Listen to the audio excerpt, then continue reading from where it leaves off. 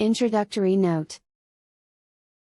Publius Virgilius Maro, the friend of Augustus and the great representative poet of the first age of the Roman Empire, was a man of humble origin.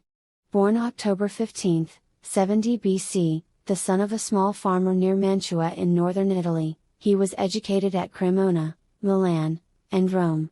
Probably as a result of the turmoil of the civil wars, Virgil seems to have returned to his native district, where he was engaged for some time in writing his eclogues. Though he was never a soldier, and though there is no evidence of his having taken any part in politics, he suffered severely from the results of the wars. His father's farm lay within the territory which was confiscated by the triumvirs for the purpose of bestowing grants of land upon their soldiers, and Virgil succeeded in having it restored only through the personal intervention of Octavianus, the future emperor. But a change of governors deprived him of protection, and he was forced to desert his heritage in peril of death, escaping only by swimming the river Mincio. The rest of his life was spent farther south, in Rome, Naples, Sicily, and elsewhere. As he gained reputation, he became the possessor of a large fortune, bestowed upon him by the generosity of friends and patrons, the most distinguished of whom, apart from Augustus, was Maecenas, the center of the literary society of the day. The eclogues had been finished in 37 BC, and in 30 BC he published his great poem on farming, the Georgics.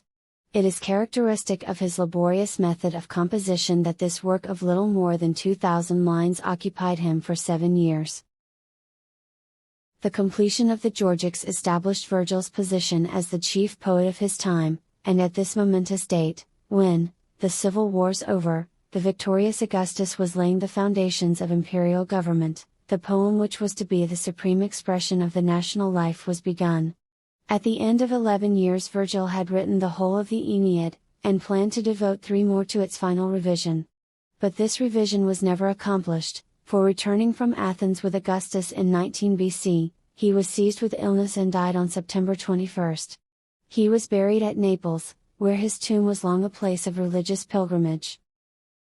The modern appreciation of the Iliad and the Odyssey has tended to carry with it a depreciation of the Aeneid, the spirit of which appeals less forcibly to the taste of our time.